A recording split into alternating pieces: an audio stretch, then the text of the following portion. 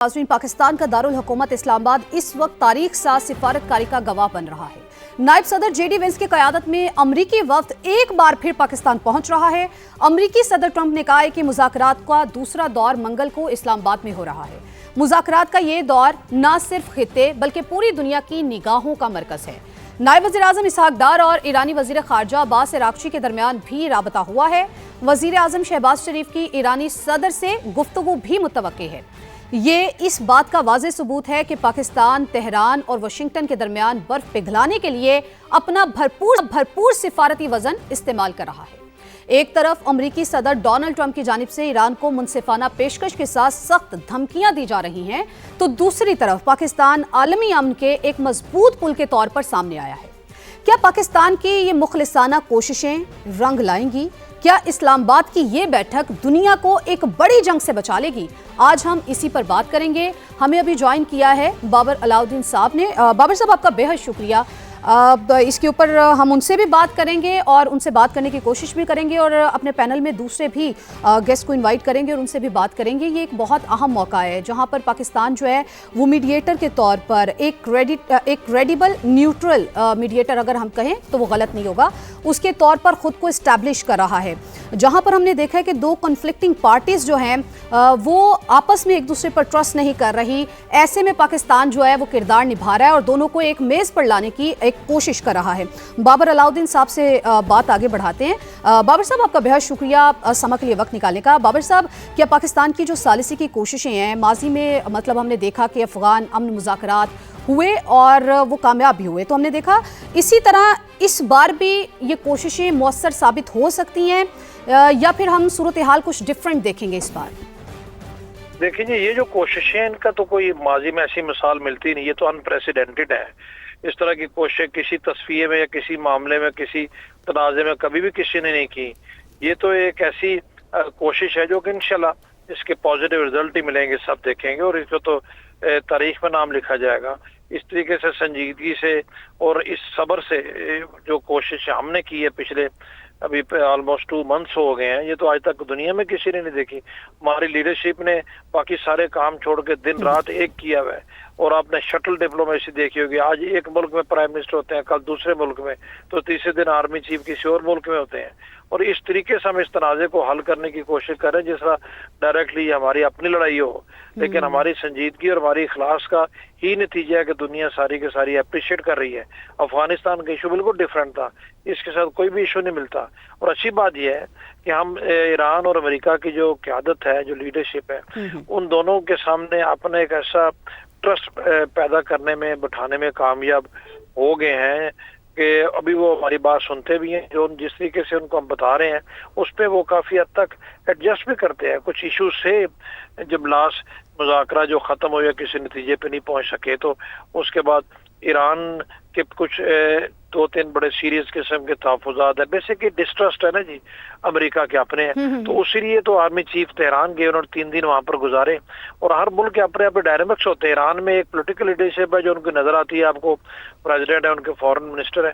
एक उनकी religious leadership है जो इस वक्त हाइडिंग में है, और एक उनके जो पासदार इनकलाब है उनकी लीडरशिप है।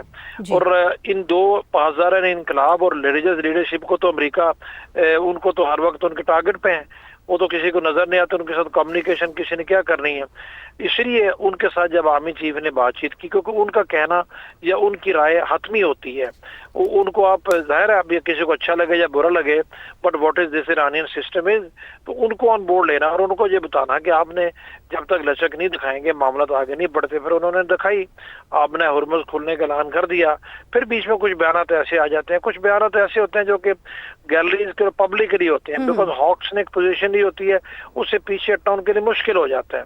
लेकिन उसके बीच में से आपने पॉजिटिव निकालने होते हैं। कल शाम को अमेरिकी सदर के बयान कुछ और थे, ईरानियन साइड से उनके बयान भी कुछ थोड़े से ऐसे थे जिससे टेंशन पैदा होगी। लेकिन अभी फिर अमेरिकी सदर ने कह दिया कि हमारा वफ्द कल इस्लामाबाद जाएगा।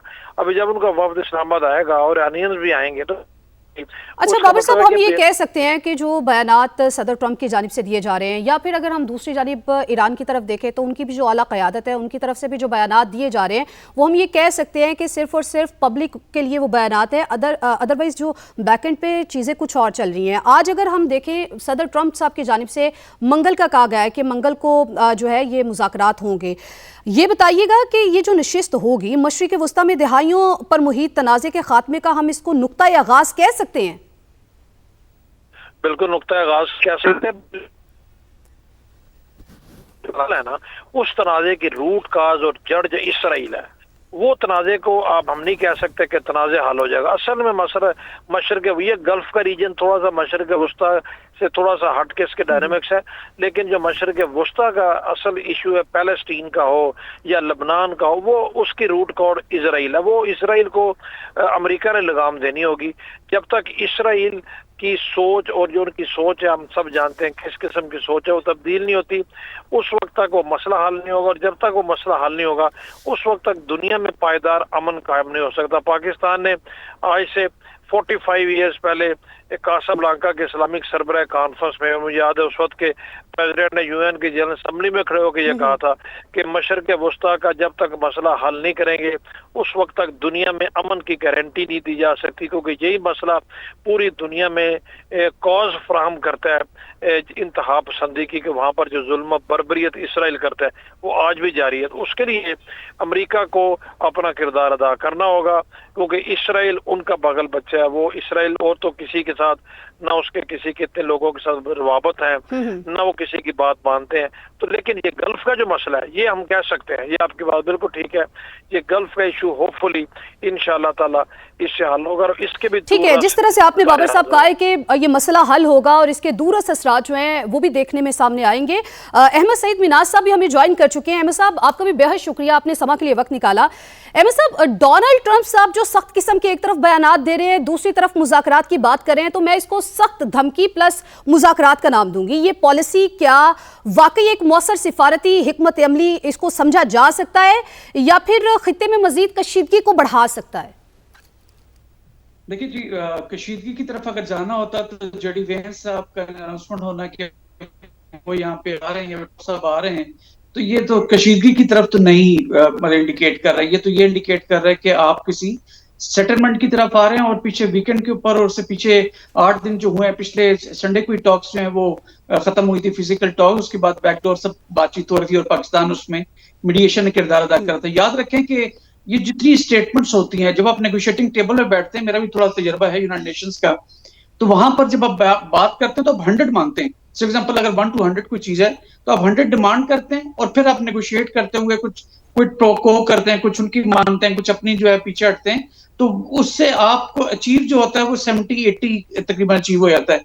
लेकिन अगर वो डिमांड ही आप 70-80 करेंगे तो फिर आपके हिस्से में 40 से 50 या 60 जो है वो आपके हिस्से में आता है। तो लिहाजा इस तरह की जो टफ स्टेटमेंट्स हैं ये अपनी डोमेस्टिक ऑडियंस के लिए होती हैं, वन, और जिनके आप जेर असर होते हैं उनको सुनाने के लिए होते हैं।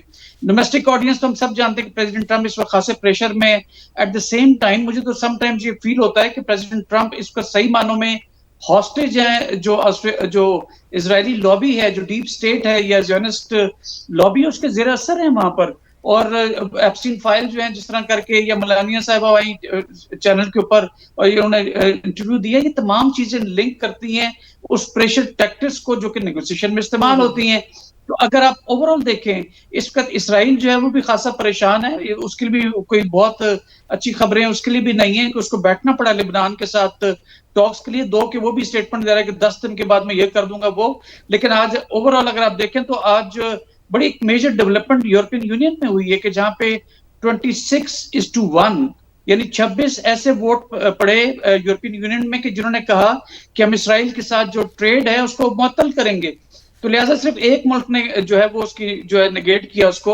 तो दुनिया ओवरऑल जो है अमेरिकन को और इजरायलीज को बहुत नेगेटिव पर्सपेक्टिव में देख रही है। और इनको बैठना ही बैठना था। मजीद ये कि जो हमारी अपनी डिप्लोमेटिक जो मिलिट्री डिप्लोमेसी है, खास करके जो उसकी एफर्ट है, और प्रेसिडेंट जो हमारे फील्ड मार्शल साहब गए हैं ईरान के अंदर और 3 दिन वहां पे रहे हैं मोहसिन नकवी के साथ, उनके हाईएस्ट पॉसिबल लेवल के ऊपर बातचीत हुई है। और ये मैं एक्सपेक्ट कर रहा था वैसे, क्योंकि ईरानियंस के एक पॉइंट ऑफ व्यू था कि आप निचले लेवल के ऊपर अगर नेगोशिएट करेंगे तो बहुत बहुत दूर तक बात जाएगी।